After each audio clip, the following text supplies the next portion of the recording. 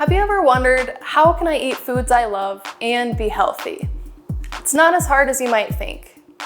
My name is Hannah Thompson. I'm a dietetic intern with University of Nebraska-Lincoln, and I'm working with Lincoln-Lancaster County Health Department. Today we'll talk about how you can maximize flavor and nutrition. We'll discuss 3 easy ways to prepare dried chickpeas that is both flavorful and gives your body the nutrients it needs.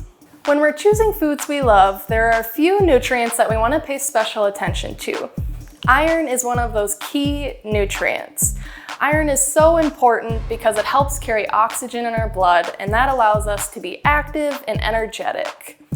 When you're looking for foods that are iron-rich, you can choose tahini-based foods like hummus and baba ganoush.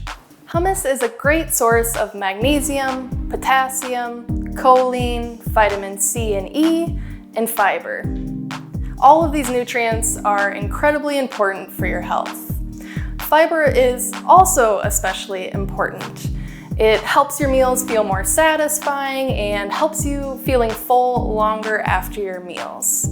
Fiber can also help keep your cholesterol in the optimal range and improve your digestion. Fiber can be found in beans and lentils, vegetables, and whole grains. Today we'll discuss 3 different ways to prepare dried chickpeas, also known as chana or garbanzo beans. These types of beans are full of fiber and delicious flavor. For the first recipe, you'll need 8 ounces of dried chickpeas, and you'll cook those in about 6 cups of water for about 40 to 60 minutes. Halfway through the cooking process, you can add your favorite vegetables like onions, carrots, potatoes, anything else that you might have on hand, and season it with salt, pepper, and cumin. Allow that all to cook together until soft and thickened, and then serve it with your favorite fresh herbs like basil, cilantro, parsley, mint, and then serve that delicious soup over rice or dip your favorite pita bread in there for a complete and satisfying meal. For the second recipe using chickpeas, you'll boil the dried chickpeas as described before. When they're done cooking, you'll drain them from their liquid, and then you blend the cooked chickpeas with salt, pepper, and cumin. Now you shape this chickpea dough into 2-inch balls and bake them on a parchment-lined baking sheet in a 425-degree oven until they're golden brown and crunchy, about 30 to 45 minutes. These delicious little protein-packed chickpea balls can be served on salads or on sandwiches with hummus, or you could even take them on the go for a great savory breakfast. For our last recipe, you can combine chickpeas, mushrooms, and your favorite dark leafy greens.